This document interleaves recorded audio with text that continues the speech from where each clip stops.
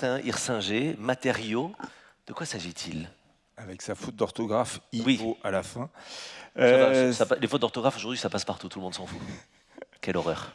J'ai créé effectivement Matériaux, qui est une bibliothèque de matériaux qu'on va dire innovants. J'ai plus tendance moi à dire singulier, atypique, bizarre, etc.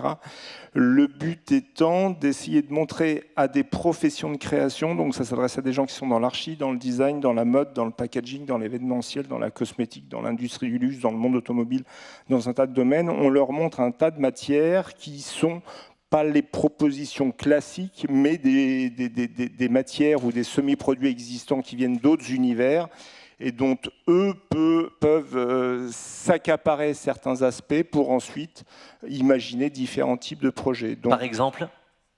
Ça peut être de l'aérogel de verre qui sert au départ à la NASA, ça peut être un béton translucide, ça peut être de la fibre optique qui sert pour le médical et qu'on va retrouver dans l'horlogerie. C'est un tas de choses. Donc nous, on est là vraiment pour mettre des coups de projecteur sur ces milliers de matières. Et ensuite, nos utilisateurs, quel que soit leur univers, vont piocher ça, ça et ça pour ensuite développer de nouveaux projets. On est ravis de vous avoir avec nous parce qu'en plus, en même temps, vous êtes à Maison et Objets en ce moment. Julie est arrivée tout à l'heure en vous alpaguant en disant oh, « Génial, votre stand, il est dingue chez Maison et Objets, j'adore. » C'est bien ça? On a mis un éléphant, enfin, je ne vais pas dire éléphant géant, puisque c'est un éléphant taille d'un éléphant, parce qu'effectivement, je faisais une conférence dont le titre était An Elephant in the Room, pour parler justement de la matière et des enjeux environnementaux. Oui. Et quand on m'a demandé ce que je prévoyais pour le stand, j'ai dit bah, ça serait bien qu'on ait justement un éléphant au milieu du stand, et on a un magnifique éléphant au milieu du stand. Merci au Cirque Pinder pour le prêt pendant ces quelques jours. Ce qui me permet simplement de vous dire, je suis vraiment désolé, je viens en coup de vent et je repars juste après à Villepinte. Ne le dites pas, on viendra vous voir à Villepinte pour poursuivre la conversation. Ça ferme à 6 heures. S'il le faut. Très bien, vous serez parti avant, je vous rassure. Quentin, vous nous parlez justement des préoccupations, certainement de vos clients. L'écologie en est une préoccupation? C'en est une depuis le début. Depuis qu'on a créé Matériaux il y a maintenant 22 ans, nos membres, quel que soit le secteur, viennent nous voir en nous disant voilà, et dans vos milliers de matières, est-ce que vous avez des matériaux écolos? Il y a 20 ans, c'était beaucoup plus parce qu'ils voulaient faire vert, et aujourd'hui, il y a une vraie prise de conscience, une vraie volonté de mieux faire.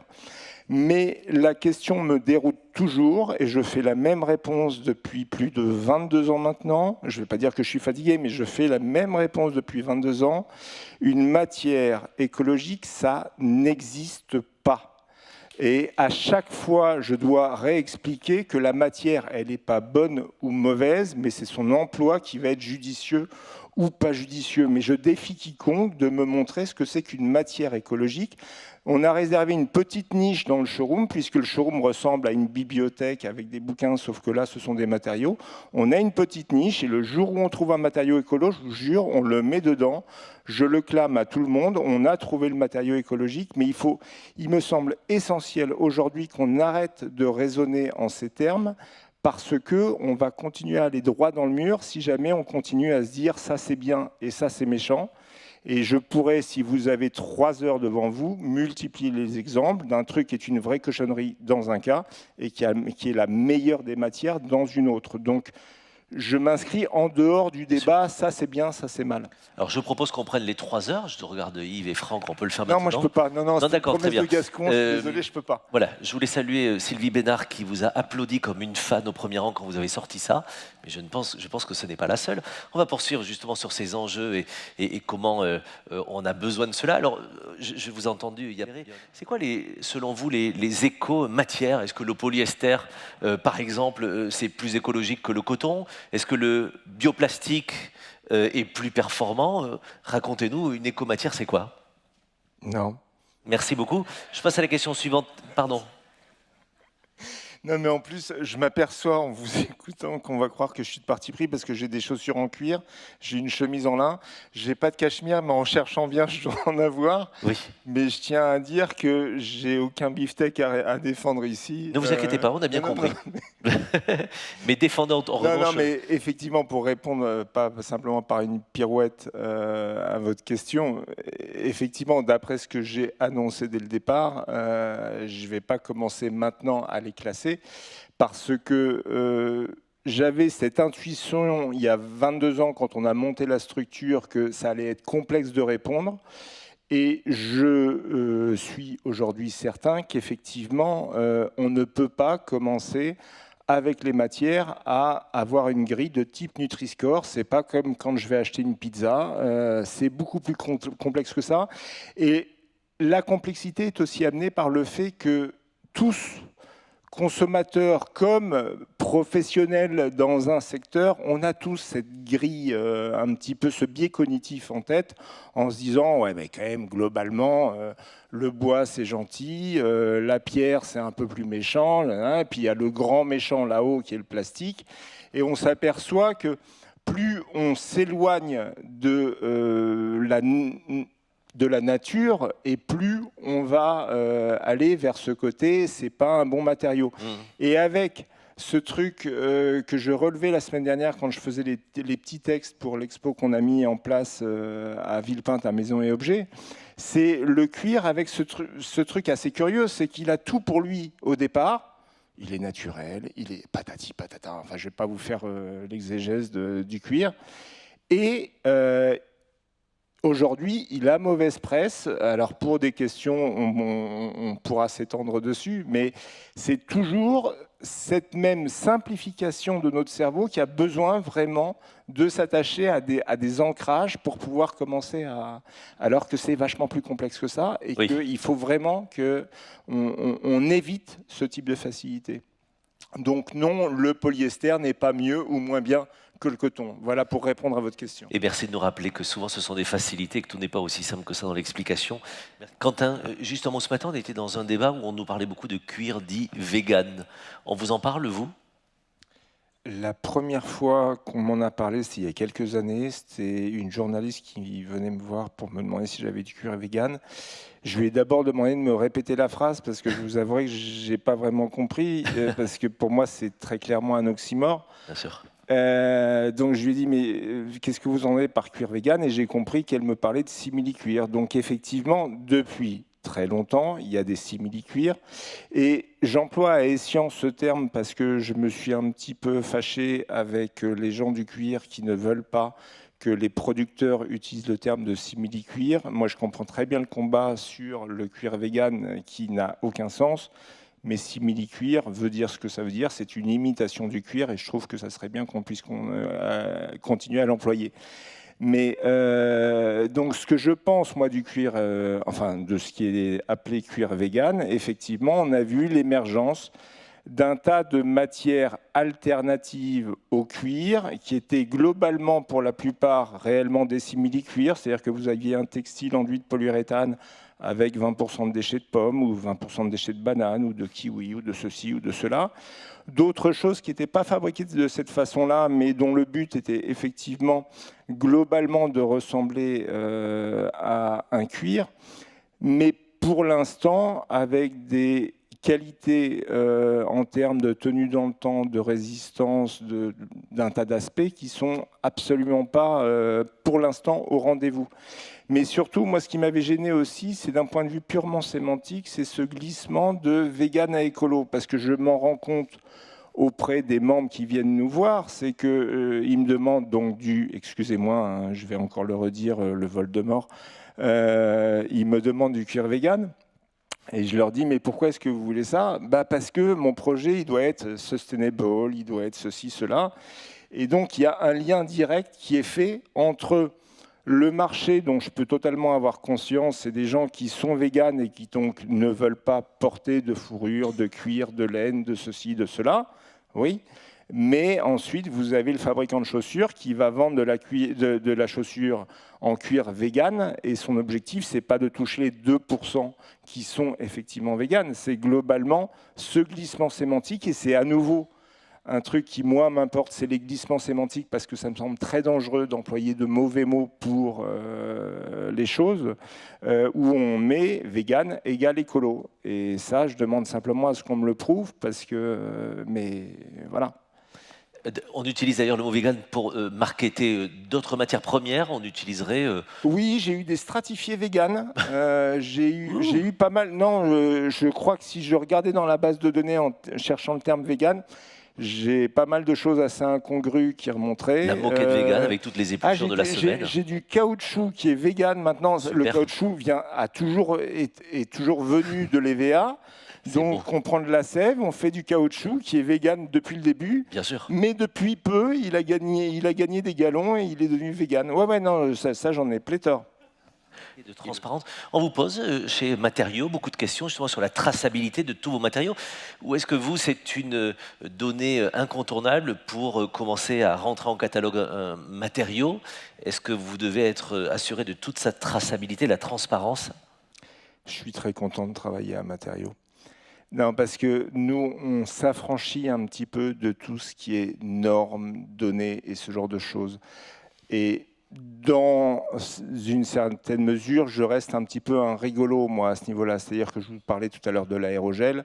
Je suis là pour raconter que l'aérogel, c'est la matière créée par l'homme la plus légère du monde. Je peux raconter la petite histoire pour expliquer comment ça a été créé, à quoi ça sert aujourd'hui.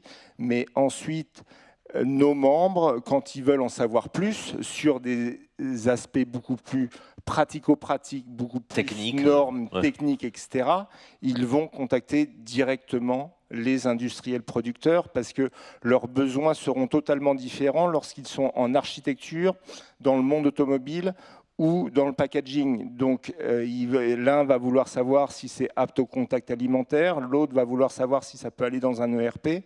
Donc ce côté je botte en touche concernant ces aspects, vous ne pouvez pas savoir comme je suis heureux tous les soirs de ne pas avoir à me préoccuper de ça, qui est tout à fait important. Je ne suis pas en train de dire que ça n'a aucune importance, mais ce n'est pas mon boulot. Et moi, je continue à m'amuser avec des petites matières, à regarder ce polymère, je le mets dans l'eau, il va grossir de 500 fois, c'est totalement magique. Mais ça veut dire que... magique. Non, mais votre business, il est génial pour ça. Ça veut dire qu'en fait, vous enlevez les mains du client qui va vous dire, mais en fait, est-ce que c'est développement durable? Est-ce que c'est vraiment écolo mon truc? Non, alors, s'il me pose des questions concernant l'environnement, je lui refais le laïus que je vous ai fait tout à l'heure.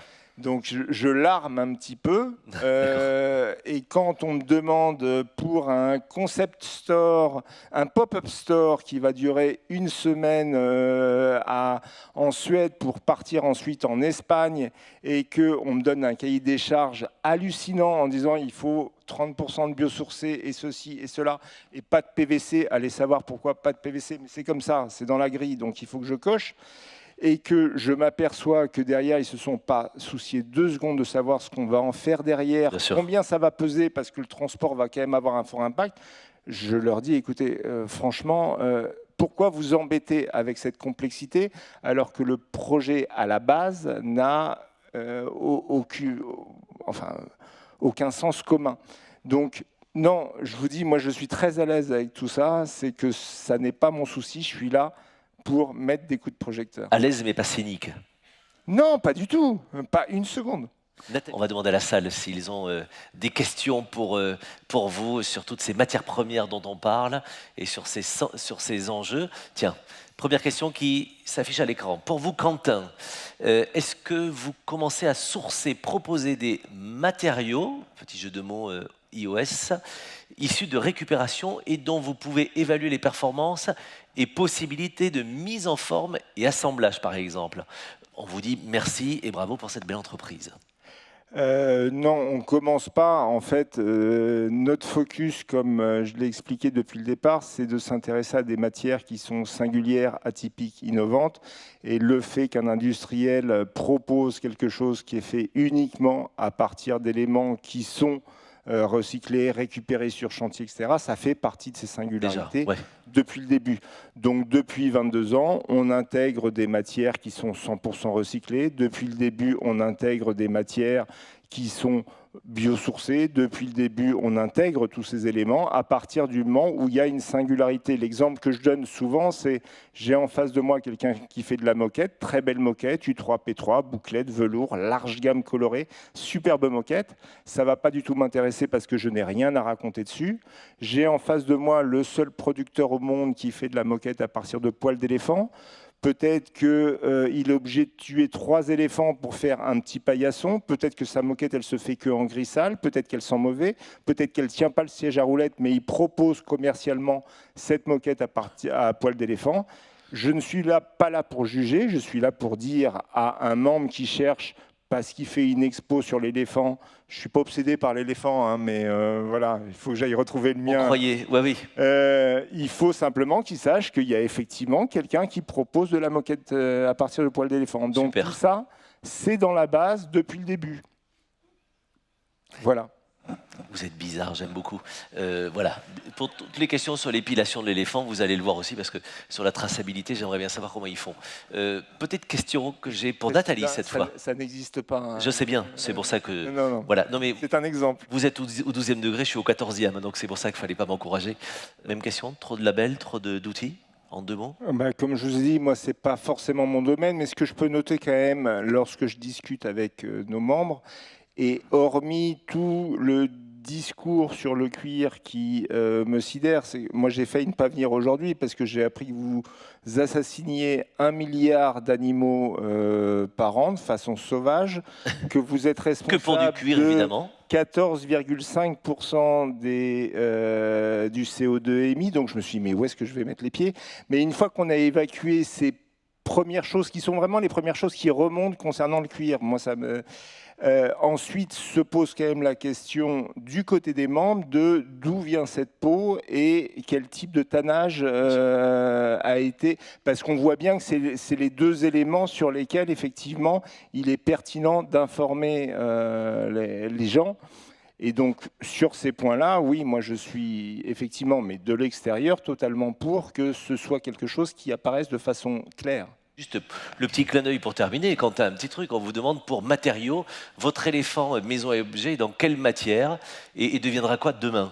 Vous le relâchez dans la nature, mais il est dans quelle matière? Alors, quand j'ai eu cette idée loufoque de mettre un éléphant sur le stand, en fait, mon premier réflexe a été d'appeler le Muséum d'histoire naturelle parce qu'il se trouve qu'ils sont membres de matériaux pour tout ce qui est scénographie au sein du muséum. Ouais. Donc j'avais mes entrées. Ça a failli se faire, sauf que dans leur contrat d'assurance, ils ne pouvaient pas prêter un éléphant à une structure qui n'était pas un musée national et Matériaux n'est pas encore un musée national. Donc là-dessus, j'ai cherché des alternatives. Il y avait du gonflable à 5 mètres sur Amazon. Il y avait des éléphants en peluche de Normandie qui servent au départ à animer les vitrines, mais il avait des oreilles totalement roses, ça m'allait pas trop. Et j'ai finalement trouvé une société belge qui fait des animaux en résine pour de l'événementiel. C'est l'équivalent aussi de votre nain de jardin. Vous pouvez commander un alligator en résine pour votre jardin. Et ils m'ont très aimablement prêté, parce qu'ils trouvaient que le sujet de la conférence était vachement bien, ils m'ont prêté l'éléphant. Alors si on raisonne en termes d'impact carbone, c'est effectivement le transport de l'éléphant de Belgique en France à Villepinte, ce qui n'était pas simple parce que c'était sur une remorque, il ne pouvait pas passer par l'autoroute, il ne pouvait pas passer par des chemins où il y avait des ponts relativement bas, donc ils ont dû étudier un trajet un peu complexe. C'est un 380 en fait. Il est venu et il repart mardi dans l'après-midi. Alors si jamais vous êtes dans le nord de Paris, mardi dans l'après-midi, ne vous étonnez pas si vous voyez un éléphant sur une remorque. Et je rappelle qu'on trouve plus facilement des éléphants en Belgique qu'au Parti Socialiste désormais. Merci beaucoup Quentin pour ce regard. Mesdames et messieurs, ils étaient vos invités. Je voudrais qu'on les applaudisse tous les 3. Merci infiniment Merci. pour cela.